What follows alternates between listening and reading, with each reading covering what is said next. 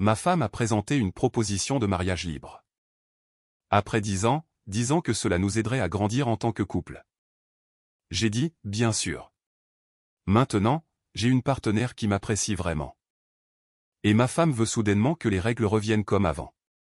J'ai 33 ans, je suis un homme, je suis avec la même femme depuis 10 ans, marié depuis 8 ans. Des amoureux d'université qui pensaient que le fait d'être le premier et le seul de l'autre signifiait quelque chose. Il s'avère que j'étais le seul à y croire.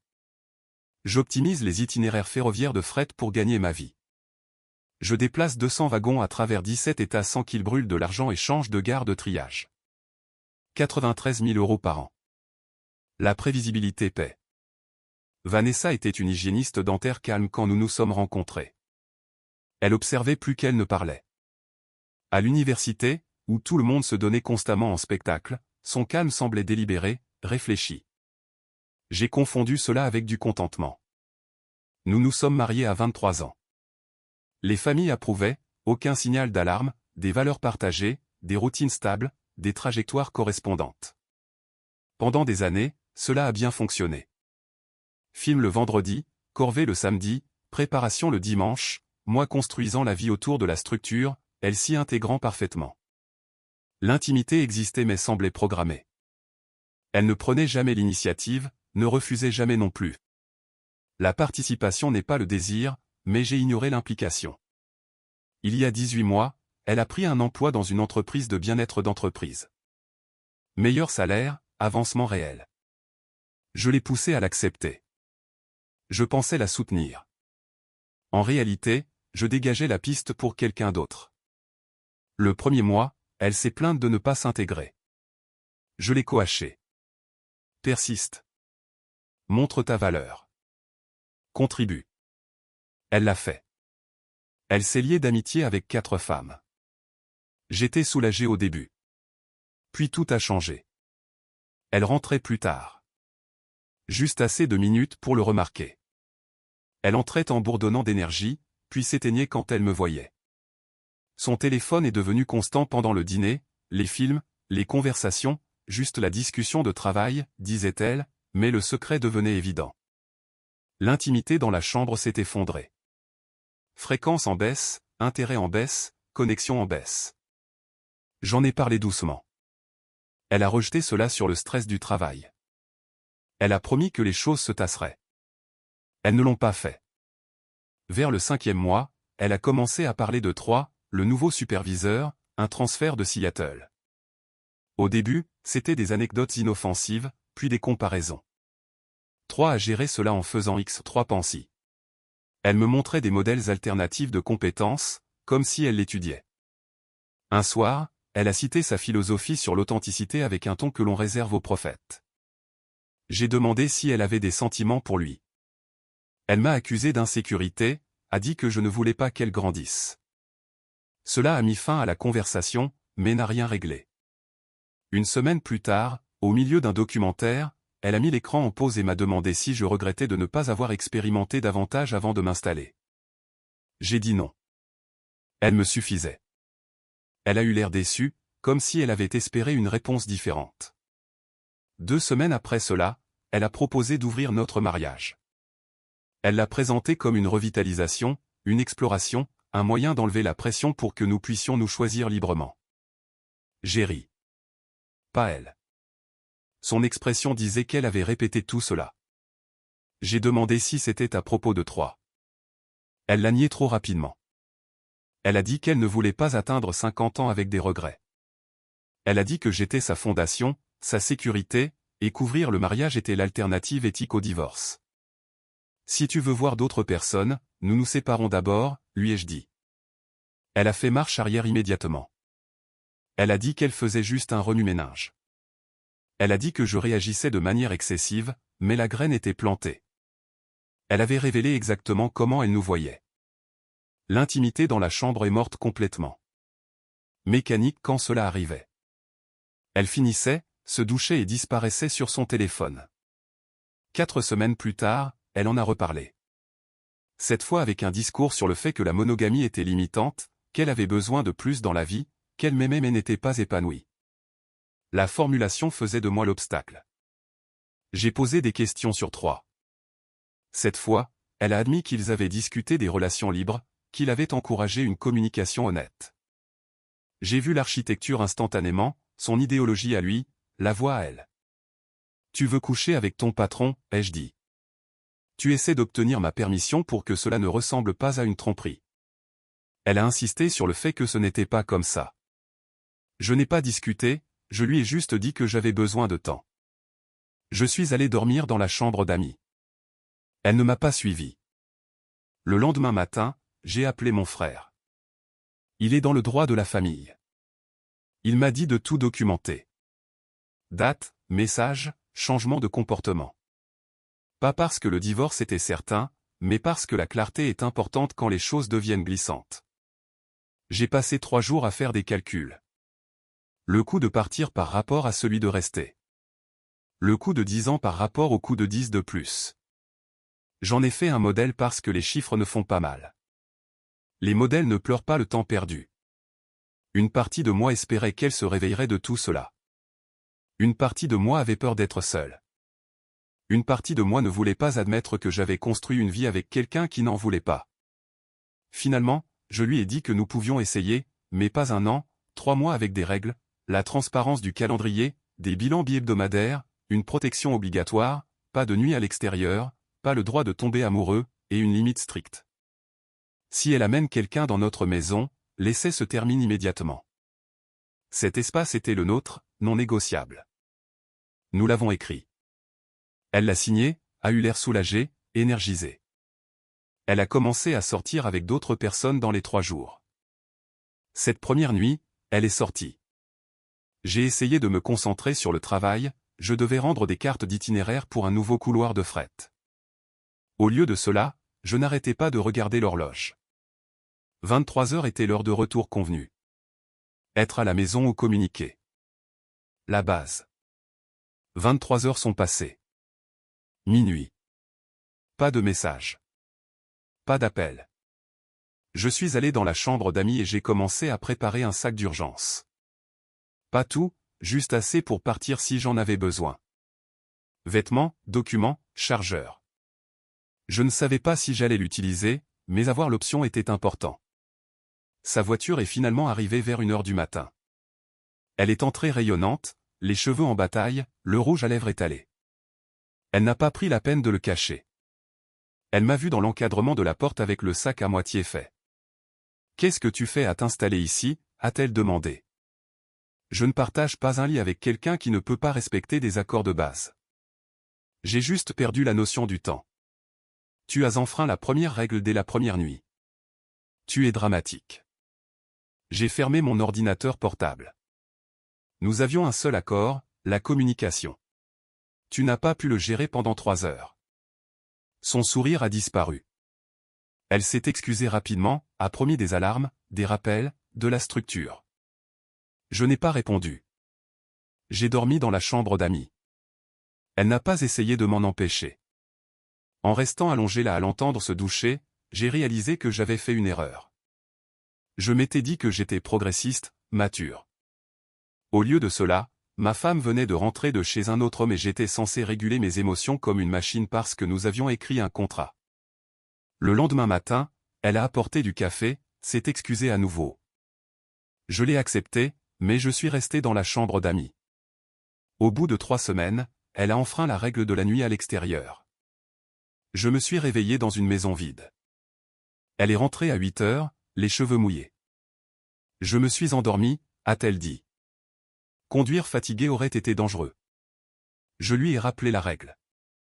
Elle a dit que j'étais pointilleux, que l'esprit de la règle n'avait pas été violé. Je n'y ai pas mis fin, j'aurais dû, je ne l'ai pas fait parce qu'y mettre fin signifiait admettre que le mariage était réellement terminé, et je n'étais pas encore prêt pour cela. Alors, je me suis juste retiré un peu plus émotionnellement dans la chambre d'amis et je me suis dit que j'étais patient. La deuxième fois que c'est arrivé, j'ai fait un sac et je suis parti chez mon frère. Je lui ai envoyé un message, je prends de la distance. Nous parlerons dimanche. Elle a appelé 19 fois ce jour-là. Elle a laissé des messages vocaux en pleurant. Elle a dit que je l'abandonnais. Elle a dit qu'elle avait fait une erreur. Je n'ai pas répondu. dimanche, 14 heures, au café. Elle avait l'air dévastée. J'ai besoin que tu rentres à la maison. Je ne sais pas si je peux continuer à faire ça. S'il te plaît, si ça arrive encore, n'importe quelle règle, pas seulement les nuits à l'extérieur, j'arrête complètement. Elle a accepté instantanément. Je suis retourné dans la chambre d'amis. Le schéma ne s'est pas arrêté. Elle rentrait de ses rendez-vous, passait devant mon bureau sans un mot, allait directement à la douche. J'essayais d'initier quelque chose des jours plus tard juste pour me sentir connecté, et elle me repoussait. Trop fatiguée. Elle n'était pas trop fatiguée quelques heures plus tôt. J'ai commencé à comprendre ce que j'étais réellement pour elle, la fondation sur laquelle elle construisait son exploration, le filet de sécurité, le plan de secours pendant qu'elle essayait la vie authentique dont elle prétendait avoir manqué. Ses amis venaient constamment, surtout Cheryl avec son rire grinçant. « Tu établis une telle norme, me disait-elle. La plupart des hommes ne supporteraient jamais cela. » Elle le disait comme un compliment, mais j'avais l'impression d'être étudié, comme si elles utilisaient mon mariage comme preuve que leur style de vie fonctionnait. Le deuxième mois, Vanessa a insisté pour que j'assiste à l'événement estival de son entreprise. Je savais pourquoi. Elle voulait que je rencontre Troy, pour normaliser la situation, pour montrer à tout le monde qu'elle avait évolué au-delà des conventions, et j'étais la preuve de son illumination. Salle de bal d'hôtel, bar ouvert. Elle m'a traîné vers son groupe. Cheryl, Monica et deux amies interchangeables. Cheryl a souri de toutes ses dents. Alors, vous êtes le mari progressiste. Impressionnant. Vanessa a expliqué notre arrangement avec la confiance de quelqu'un qui donne une conférence principale. Monica me regardait juste silencieusement, écoutant vraiment. 20 minutes plus tard, Troy est apparu. Grand, en forme, costume cher. Il imposait sa présence comme si l'espace lui appartenait. Voici mon équipe, a-t-il dit. Puis à moi, et vous devez être le mari compréhensif. Sa poignée de main était ferme, professionnelle. Vanessa parle constamment de vous, a-t-il ajouté. On dirait que vous avez tous les deux mis au point quelque chose d'assez unique. Ça marche pour nous, ai-je dit. C'est super. Vraiment, la plupart des gens ne peuvent pas gérer ce niveau d'ouverture. Il faut être une personne sûre d'elle. Il l'a dit comme un compliment, mais le sous-entendu était clair. Sûr de soi pouvait signifier confiant, mais pouvait aussi signifier docile. Sa main a glissé dans le bas de son dos au milieu de la conversation, un geste désinvolte, une familiarité facile. Elle s'est légèrement appuyée contre lui, à l'aise avec ce contact d'une manière qu'elle n'avait plus été avec moi depuis des mois. Je les ai regardés pendant encore une minute, elle riant à quelque chose qu'il disait, lui se tenant assez près pour que leurs épaules se touchent. Puis j'ai posé mon verre et je suis parti. Dans ma voiture, je suis resté assis là à penser à ce que je venais de regarder. Ma femme s'appuyant sur le contact d'un autre homme pendant que je restais là comme un meuble. J'ai conduit jusqu'à un bar à l'autre bout de la ville juste pour m'asseoir dans un endroit calme. J'y suis resté 3 heures à rejouer toute la scène. J'ai fini par rentrer chez moi. Vanessa attendait, anxieuse. Nous devons parler de ton départ. Non, nous parlons de limites. S'il te touche encore comme ça devant moi, tout ça s'arrête. Tu es jaloux. C'est la limite. Retour à la chambre d'amis. Elle a pleuré dans le salon pendant 1 heure. Je ne suis pas allé vérifier. 1 semaine plus tard, je suis rentré plus tôt du travail, j'ai trouvé sa voiture dans notre allée, j'ai entendu des voix à l'étage, je suis entré dans notre chambre, ma chambre, et je les ai trouvés ensemble. Elle s'est levée précipitamment, les yeux écarquillés, a commencé à s'expliquer, à s'excuser, à dire que ce n'était pas ce que ça semblait être, même si c'était exactement ce que ça semblait être. Troy se tenait là, ajustant sa chemise, évaluant s'il devait me calmer ou faire monter la tension. Je n'ai pas crié, je n'ai rien jeté, je l'ai juste regardé. Tu l'as amené ici dans notre maison. La seule règle qui comptait vraiment. Je sais, mais... Fais un sac. Tu as le week-end pour trouver où tu vas loger. Je veux que tu sois parti d'ici lundi. S'il te plaît, nous pouvons. Nous avons terminé. L'essai est terminé. Elle a commencé à pleurer, tendant la main vers moi. Je suis passé devant elle, je suis allé dans la chambre d'amis et j'ai verrouillé la porte. Troy est parti. Elle a frappé à ma porte pendant 2 heures. Je n'ai pas répondu. Elle a passé le week-end chez Cheryl à envoyer constamment des messages. Promesses, excuses, explications. Je ne les ai pas lus. Lundi, elle est revenue, a pris ses affaires essentielles et est partie. Elle est restée chez Cheryl pendant les 2 semaines suivantes pendant que j'essayais de comprendre ce qui allait suivre. Pendant ce temps, je me suis forcé à essayer de faire des rencontres puisque l'essai était de toute façon terminé. J'ai créé un profil, je suis allé à des rendez-vous. Mais au moment où les choses devenaient physiques, je me bloquais. Une permission sur papier ne l'emportait pas sur l'instinct. Le 3e mois, j'ai rencontré Jiwan dans un café. Je savais pourquoi. Elle voulait que je rencontre 3. Pour normaliser la situation, pour montrer à tout le monde qu'elle avait évolué au-delà des conventions, et j'étais la preuve de son illumination. Salle de bal d'hôtel, bar ouvert. Elle m'a traîné vers son groupe, Cheryl, Monica et 2 amies interchangeables. Cheryl a souri de toutes ses dents. Alors, vous êtes le mari progressiste. Impressionnant. Vanessa a expliqué notre arrangement avec la confiance de quelqu'un qui donne une conférence principale. Monica me regardait juste silencieusement, écoutant vraiment. 20 minutes plus tard, 3 est apparu. Grand, en forme, costume cher. Il imposait sa présence comme s'il pensait que l'espace lui appartenait. Voici mon équipe, a-t-il dit. Puis à moi, et vous devez être le mari compréhensif. Sa poignée de main était trop ferme, intentionnelle. Vanessa parle constamment de vous, a-t-il ajouté. Elle dit que vous êtes le partenaire le plus flexible qu'elle puisse demander. Flexible. L'implication a résonné. Docile, permissif, pratique. Elle est heureuse, ai-je dit. C'est ce qui compte. Il a souri comme s'il avait gagné quelque chose. Exactement. La vie est trop courte pour des contraintes dépassées. Vanessa fonctionne enfin à pleine capacité au lieu d'être retenue. Ma mâchoire s'est contractée. Il a pressé son épaule de manière désinvolte, possessive. La croissance nécessite un environnement favorable, a-t-il dit. Ce qui voulait dire moi. Vanessa a essayé de détourner la conversation, mais il est resté tourné vers moi. Puis il a mis sa main dans le bas de son dos au milieu de la conversation. Il l'a laissé là. Désinvolte, propriétaire. Elle n'a pas bougé, s'est légèrement penchée vers lui. Il a croisé mon regard et a eu un sourire en coin. J'ai posé mon verre et je suis parti.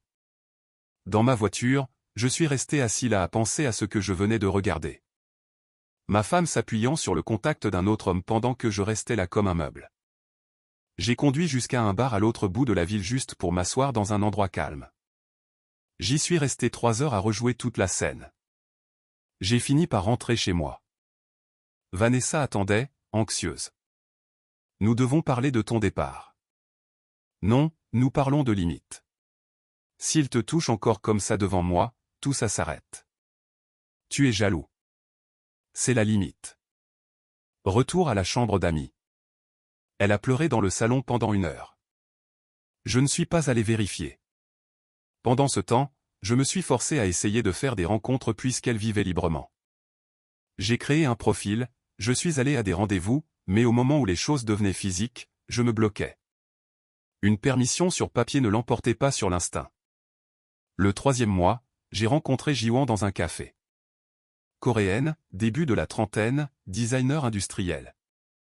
Je l'ai vu sourire poliment quand sa commande était mauvaise. Quelque chose dans cette petite grâce m'a captivé. Le lendemain, elle était encore là. Le 3e jour, nous avons parlé. Le 4e jour, je l'ai invitée à dîner. Nous sommes allés dans un barbecue coréen. Elle m'a appris comment ne pas brûler la viande. Nous avons parlé du design de Busan, de l'optimisation des chemins de fer, des familles, des choix, des évasions. Puis nous avons parlé de mon mariage. Je lui ai dit que j'étais marié dans un arrangement ouvert dont je n'avais jamais voulu, que j'avais accepté par peur, pas par désir, que je ne devrais probablement pas du tout avoir de rendez-vous. Elle n'est pas partie. Elle a posé une question. Pourquoi as-tu accepté? Je n'avais pas de réponse honnête jusqu'à ce qu'elle le dise pour moi. Donc, tu fais ça pour elle, pas pour toi. Exactement. Elle ne m'a pas traité comme un système défaillant comme je me traitais moi-même. Elle m'a mis au défi, a souligné mes métaphores, a indiqué où ma logique heurtait l'émotion. Vanessa a fini par remarquer que je sortais plus. Tu vois quelqu'un, a-t-elle demandé. Oui. Elle a eu l'air satisfaite, puis a demandé à quel point c'était sérieux. Je suis resté vague. Elle est retournée à son téléphone. Les choses avec Jiwan sont restées informelles pendant un moment. Un café 2 fois par semaine, un dîner occasionnellement, parlant de tout sauf de la question évidente de savoir où cela menait. Elle n'a jamais insisté, ne m'a jamais demandé de partir. Vanessa existait juste comme preuve que la connexion pouvait sembler différente de ce que j'avais. Le 5e mois, les choses sont devenues physiques. C'est arrivé naturellement dans son appartement après le dîner. Ensuite, nous avons parlé jusqu'à 3 heures du matin. Elle a posé des questions sur mon mariage, pas avec jalousie, juste avec curiosité. Elle m'a demandé ce que j'espérais qu'il se passe quand j'ai accepté de l'ouvrir. Je lui ai dit la vérité. Je n'étais pas heureux depuis longtemps, j'avais maintenu des routines parce que je ne savais pas quoi faire d'autre. Parce qu'admettre que c'était mort ressemblait à admettre que j'avais gaspillé 10 ans pour quelque chose qui n'avait jamais vraiment fonctionné.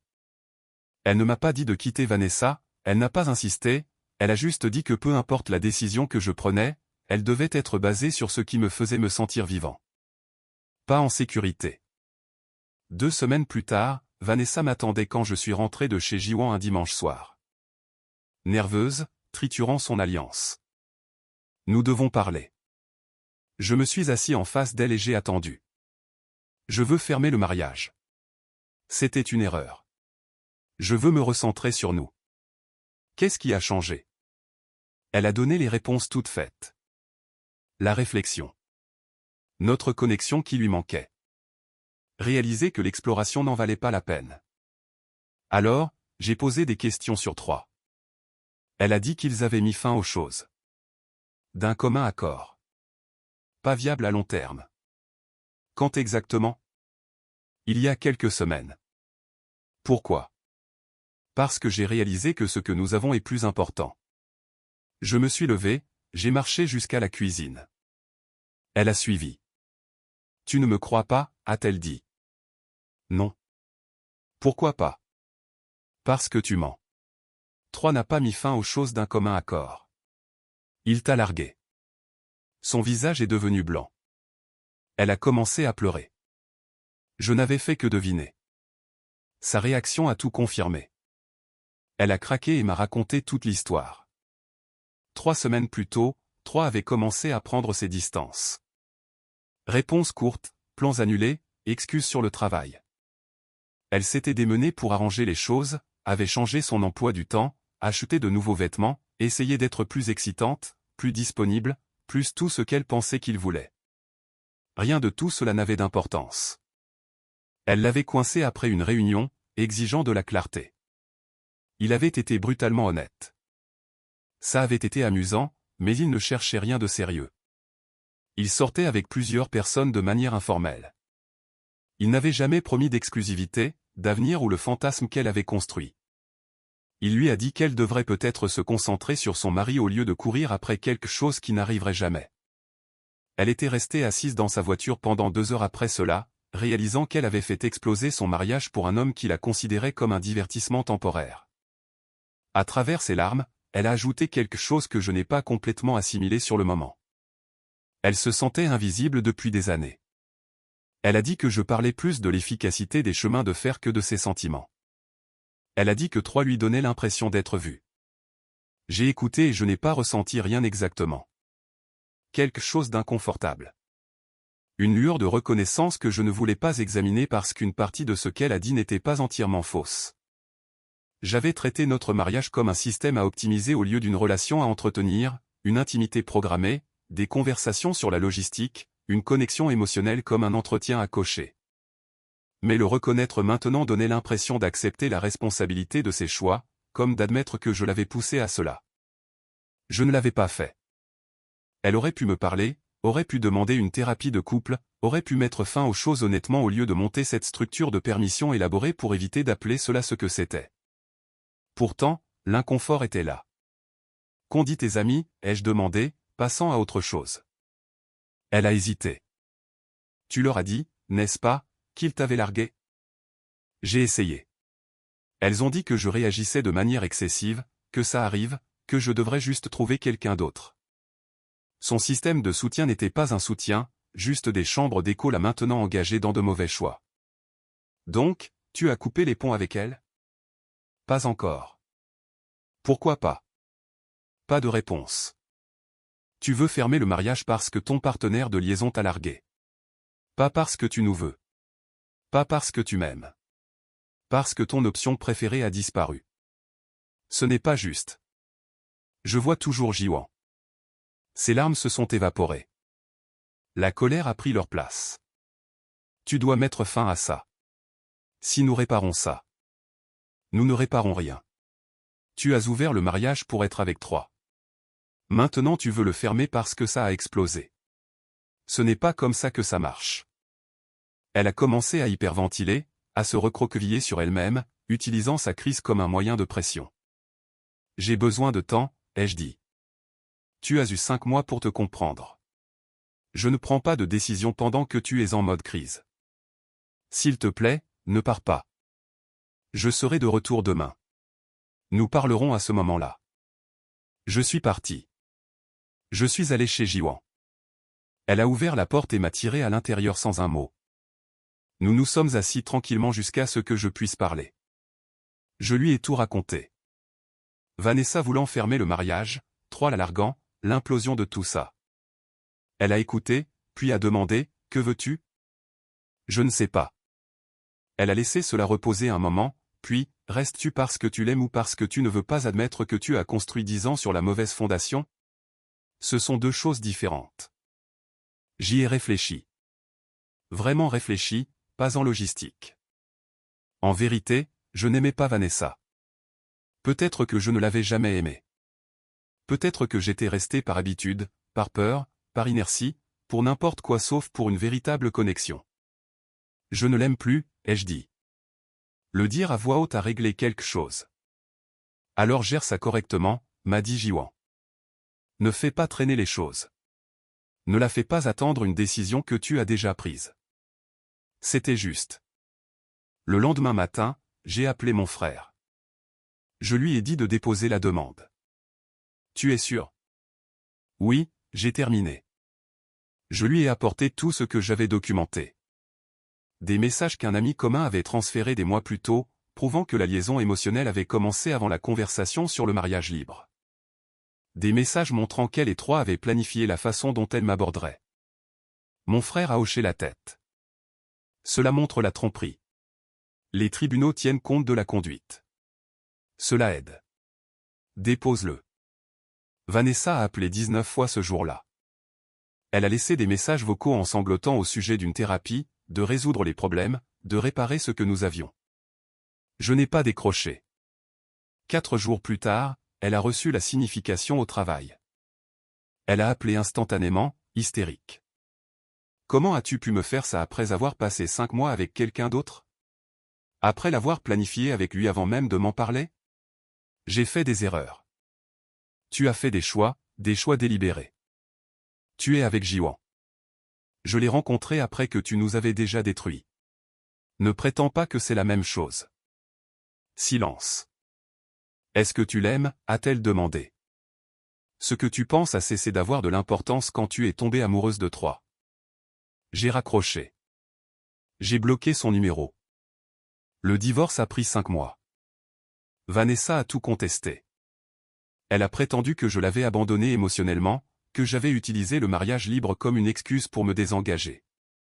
Que j'avais commencé à voir Jiwan pendant que nous travaillions sur les choses. Mon frère a construit une chronologie précise. Il a montré qu'elle avait proposé le mariage libre spécifiquement pour poursuivre Troy. Il a montré la liaison émotionnelle qui existait avant tout accord. Il a montré que je suivais les règles pendant qu'elle les violait à plusieurs reprises. Il a montré les messages où elle et Troy élaboraient des stratégies sur la façon dont elle devait me le présenter. Le juge a parcouru tout ça, a posé quelques questions sur la chronologie et a eu l'air de ne pas être surpris du tout. Elle avait clairement vu ce schéma exact une centaine de fois. Quelqu'un fait exploser un mariage pour une liaison.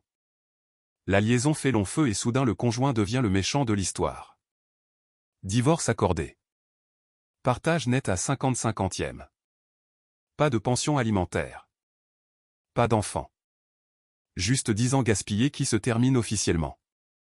La paperasse a été finalisée à la fin du printemps. Nous avons vendu la maison au cours des 2 mois suivants. Nous avons partagé les bénéfices. Nous avons divisé les meubles dont aucun de nous ne voulait. Nous en avons fait don de la majeure partie. C'était plus facile de repartir de zéro que de garder des souvenirs. Pendant ces mois, j'ai passé la plupart des soirées avec Jiwan. Sans précipitation, juste en existant. Cuisiner le dîner ensemble, elle m'apprenant des plats coréens que je finissais inévitablement par rater malgré ses instructions patientes, regarder des films, parler de design et de logistique, de sa famille abusant. De mon incapacité obstinée à parler des émotions sans les transformer en diagrammes de système. Mais elle remarquait tout, surtout quand je n'étais pas pleinement présent. Un soir, j'avais été distant. Vanessa avait envoyé un autre message suppliant pour une thérapie. Et finalement, Jiwan a posé ses baguettes. J'ai besoin de savoir si tu es vraiment là, a-t-elle dit. Ou si je suis juste pratique. Je ne ferai plus le coup de la remplaçante. Tu ne le es pas. Alors que suis-je? Tu réagis toujours émotionnellement à ton ex-femme, même si tu ne lui réponds pas. Tu dis que tu veux ça, mais tu ne l'as pas vraiment choisi. Elle avait raison. J'avais été dans les limbes. À moitié lié à un mariage dont je ne voulais plus. À moitié penché vers quelque chose de nouveau sans m'engager pleinement. Je te choisis, ai-je dit. Elle a quand même entendu l'hésitation. Quand tu sauras vraiment, a-t-elle dit doucement. Dis-le-moi. Jusque-là, j'ai besoin d'espace. Nous avons fait une pause de 2 semaines. Brutale. Je continuais à aller au café où nous nous étions rencontrés et je trouvais sa table vide. Je cuisinais le dîner et je réalisais que j'avais commencé à assaisonner les choses comme elle me l'avait appris. J'attrapais mon téléphone pour lui envoyer un message amusant et je m'arrêtais. J'ai réalisé à quel point la vie était meilleure avec elle dedans, et à quel point j'avais été injuste en m'attendant à ce qu'elle reste assise tranquillement pendant que je triais des débris émotionnels que je n'avais pas créés. Quand le divorce a été finalisé, papier tamponné, signature du juge le rendant permanent, je l'ai appelé. C'est fait, c'est officiel. Tu es sûr, a-t-elle demandé. Parce que j'ai besoin que tu sois sûr. Je suis sûr. Je veux ça. Je te veux. Pas comme une évasion, comme un choix. Nous avons pris un nouveau départ, plus lentement, avec intention. 3 semaines plus tard, en organisant des documents, j'ai trouvé un relevé de carte de crédit adressé à la fois à moi et à Vanessa. Solde de 41 000 €. Je n'avais jamais vu la carte auparavant. J'ai appelé la compagnie, j'ai appris qu'elle m'avait ajouté comme utilisateur autorisé 2 ans plus tôt à mon insu. La plupart des dépenses dataient de l'année écoulée, des hôtels, des restaurants, des vols vers des endroits qu'elle prétendait être des conférences de travail. Et puis j'ai compris. Des mois plus tôt, elle avait insisté pour que nous passions au sans-papier pour réduire le désordre. Je l'avais remerciée d'être organisée.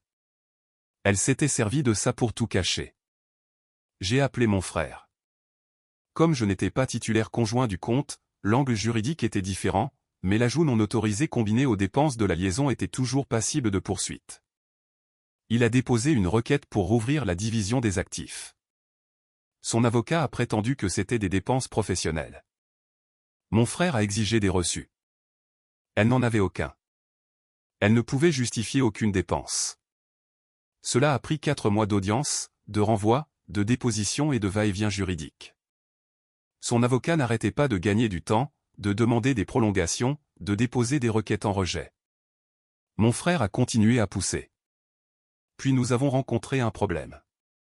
Le juge a statué que parce que j'étais listé comme utilisateur autorisé, même à mon insu, j'avais un accès théorique au relevé de carte.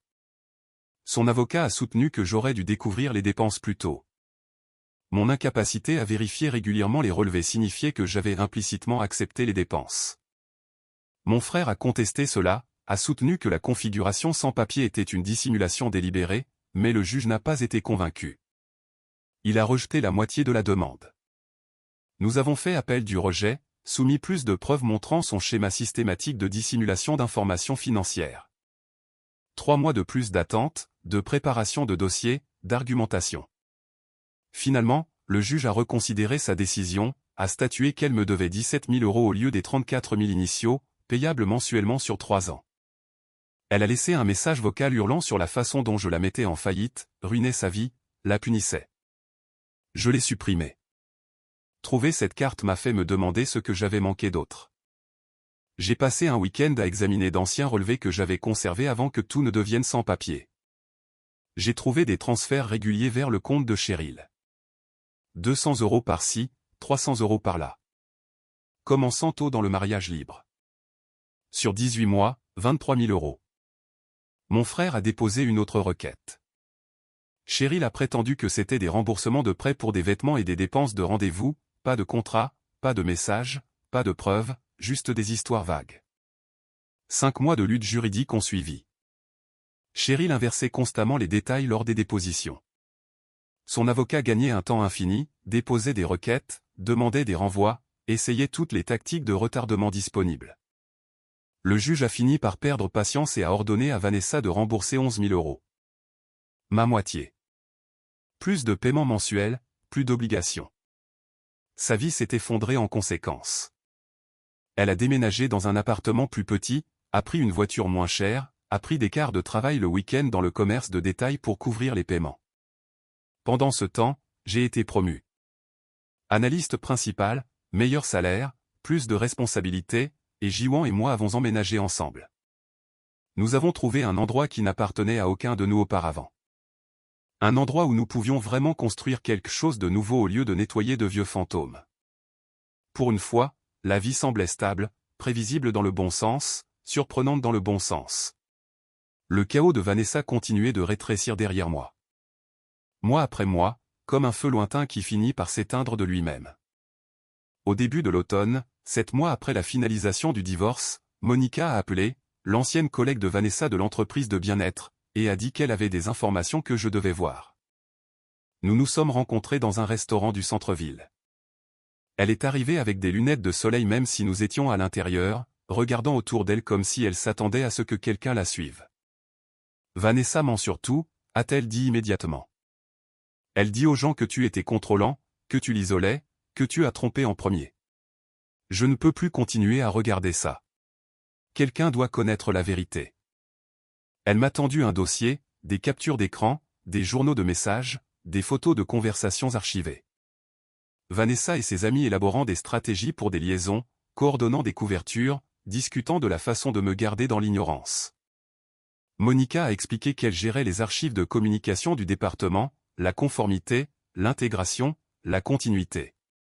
Quand Vanessa a utilisé le système de l'entreprise pour planifier sa vie personnelle, tout s'est sauvegardé automatiquement dans des dossiers que Monica devait gérer.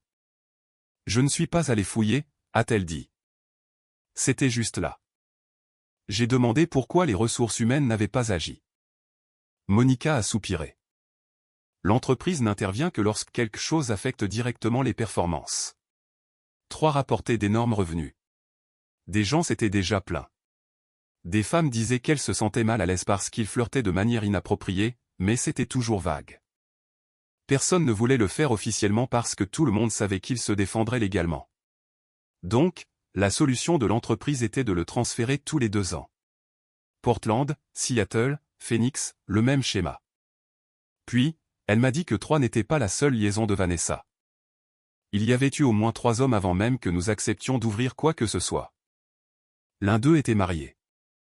Sa femme l'a découvert et a menacé de me le dire. Vanessa lui a payé 8 000 € à partir de notre compte conjoint pour qu'elle se taise. Pourquoi me le dire maintenant, ai-je demandé. Parce qu'elle a coupé les ponts avec moi, a dit Monica.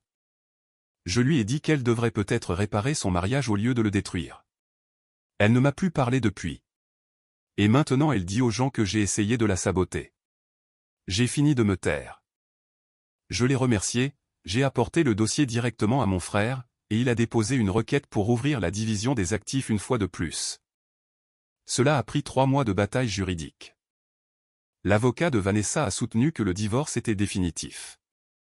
Mon frère a soutenu que la fraude pendant le mariage modifiait les termes. Le juge a tout examiné et l'a autorisé. Une autre audience a été programmée 6 semaines plus tard. Plus de preuves soumises, plus de dépositions, plus de mensonges démontés un par un. Le juge avait l'air épuisé par tout ce gâchis et a finalement ordonné à Vanessa de rembourser 19 000 € supplémentaires pour des dépenses liées à ses liaisons qu'elle avait financées avec l'argent du couple. Ces paiements se sont multipliés. Elle se noyait financièrement. Je n'ai rien ressenti à part du soulagement. Je m'étais échappé. Vers cette époque, des choses étranges ont commencé à se produire. Jiwan a mentionné avoir reçu des demandes d'amis de compte vides. Nom générique, pas de photos, pas d'abonnés. Il en arrivait plus chaque jour. Puis des messages, de longs avertissements anonymes prétendant que j'avais abandonné Vanessa, que j'avais des problèmes d'engagement, que je finirais par faire la même chose à Jiwan. Il faisait référence à des détails que seule Vanessa pouvait connaître.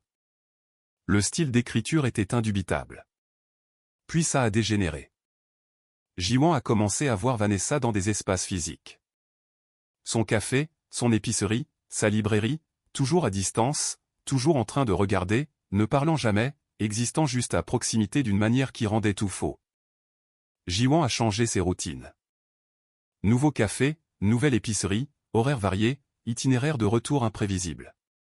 C'était épuisant de la regarder réorganiser sa vie parce que mon ex-femme refusait d'accepter la réalité. Un soir, elle m'a fait asseoir. Je me demande si cette relation est viable, a-t-elle dit doucement. Ton ex est partout. Je n'ai pas traversé le monde pour être harcelé par quelqu'un à qui je n'ai jamais fait de tort. Elle avait raison. J'avais espéré que Vanessa s'épuiserait tout simplement. Ce n'était pas le cas. Une semaine, ai-je dit. Si ce n'est pas résolu d'ici là, je comprendrai si tu pars. D'accord, une semaine. Le lendemain matin, je suis allé à l'appartement de Vanessa. Elle a répondu en pantalon de survêtement, les cheveux non lavés. Arrête de contacter Jiwan, ai-je dit. Les faux comptes, le harcèlement. Ça s'arrête maintenant. Je ne sais pas de quoi tu. Ne nous insulte pas tous les deux. Ça s'arrête aujourd'hui. Son visage s'est tordu. Tu es passé à autre chose comme si je n'avais jamais compté. Comme si 10 ans ne signifiaient rien. Reste loin de nous. Elle a fixé son regard, puis a hoché la tête, mais ça ne s'est pas arrêté. Plus de comptes, plus d'apparitions. Jiwan l'a vu devant son lieu de travail 3 jours plus tard, se tenant juste de l'autre côté de la rue. Mon frère a déposé une demande d'ordonnance restrictive. Il a tout compilé. Capture d'écran, déclaration de témoins, registre de chaque apparition. Le dépôt a pris 2 semaines. L'audience a été programmée encore 3 semaines plus tard. Vanessa a reçu la notification. Elle a violé l'ordonnance avant même que l'audience n'ait lieu en se présentant sur le lieu de travail de Jiwan, prétendant cette fois qu'elle livrait juste une lettre. La sécurité a appelé la police. Elle a été arrêtée dans le hall. À l'audience 2 jours plus tard, le juge a examiné le rapport d'arrestation, les preuves que mon frère avait compilées et le schéma de comportement en escalade, et a accordé une ordonnance restrictive de 3 ans, distance obligatoire, aucun contact direct ou indirect. Mon frère a ensuite intenté une action en diffamation. Les messages anonymes prétendant que je l'avais isolé, que je contrôlais les finances, que j'avais trompé en premier, tous manifestement faux. Son avocat a essayé de négocier un règlement. Nous avons refusé. Nous sommes allés au procès à la place. Le procès a duré 3 jours, répartis sur 2 semaines. Le juge a examiné les preuves méthodiquement. Capture d'écran, journaux de messages, témoignages, et a statué en notre faveur. 32 000 € de dommages et intérêts payables sur 4 ans. Le harcèlement s'est arrêté après son arrestation. L'ordonnance restrictive avait finalement transmis ce que rien d'autre n'avait pu faire.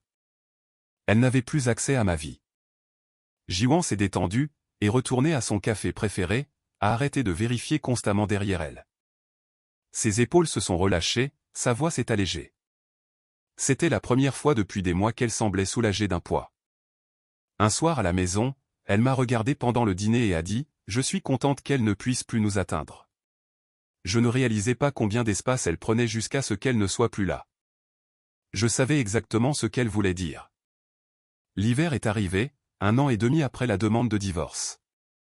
Les choses étaient stables, mieux que stables. Jiwan et moi avions trouvé un rythme. Le travail était bon. La vie était bonne. Puis on lui a offert un poste à Seattle. Meilleure opportunité, plus de liberté créative, salaire plus élevé, travailler avec un collectif de design qu'elle admirait depuis des années. Tout ce pourquoi elle avait travaillé, elle voulait que je vienne avec elle. J'ai besoin de savoir si tu es à fond là-dedans ou si tu te laisses porter, a-t-elle dit un soir pendant le dîner. Parce que c'est une vraie décision. C'est tout déraciner. Traverser le pays, recommencer à zéro. J'ai besoin de savoir si tu es vraiment engagé à construire une vie avec moi ou si tu es juste à l'aise avec la façon dont les choses sont en ce moment. Le premier vrai conflit que nous avions eu depuis des mois. Et j'ai réalisé qu'elle avait raison de se poser la question. J'avais été à l'aise, je m'étais laissé porter, laissant les choses arriver au lieu de les choisir activement. Au lieu de lui faire un discours sur l'engagement ou de demander du temps pour y réfléchir, j'ai passé les 3 jours suivants à faire concrètement quelque chose à ce sujet. J'ai d'abord appelé mon patron, j'ai expliqué la situation, j'ai demandé si je pouvais travailler à distance depuis Seattle.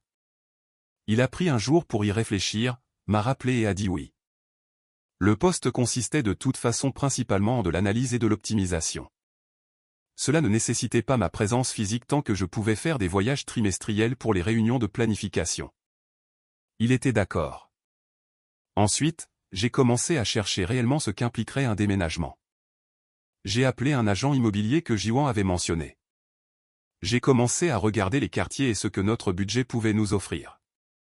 J'ai vérifié les différences de coûts de la vie, la stabilité du marché du travail au cas où le travail à distance ne fonctionnerait pas à long terme.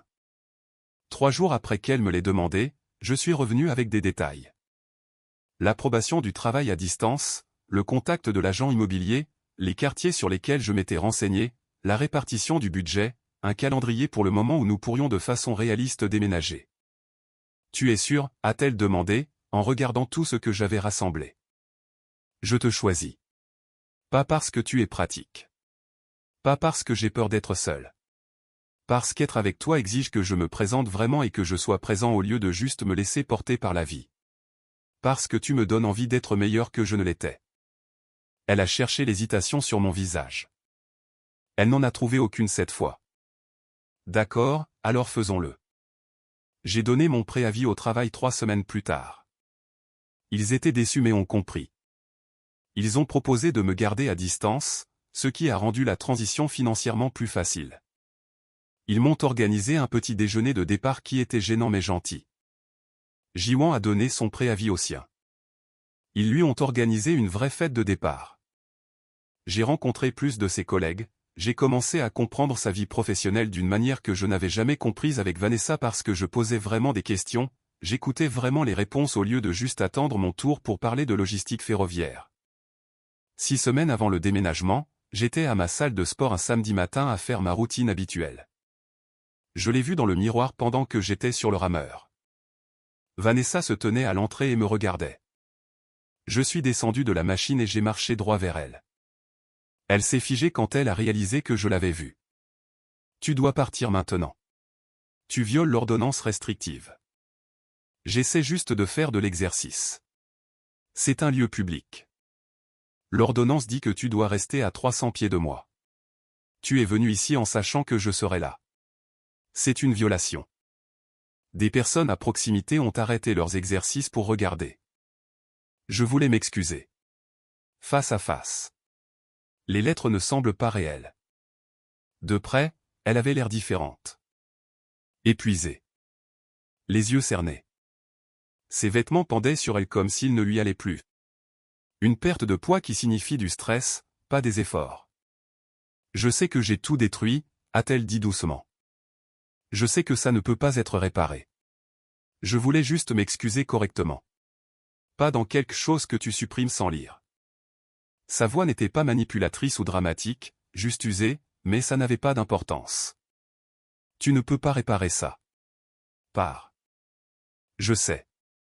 Sa voix s'est brisée. J'ai peur. Je suis seul. Je suis fauché. J'ai 32 ans et je recommence avec rien parce que j'ai jeté la seule personne qui se souciait de moi pour quelqu'un qui n'a jamais voulu de moi. À quel point est-ce pathétique. 2 employés de la salle de sport se sont approchés. Je leur ai dit qu'elle avait une ordonnance restrictive contre elle. Ils l'ont escortée vers la sortie pendant qu'elle pleurait. Elle ne s'est pas battue, elle est juste partie. C'était la dernière fois que je l'ai vue. 6 semaines plus tard, Jiwon et moi avons déménagé à Seattle, nous avons acheté une petite maison près de Green Lake.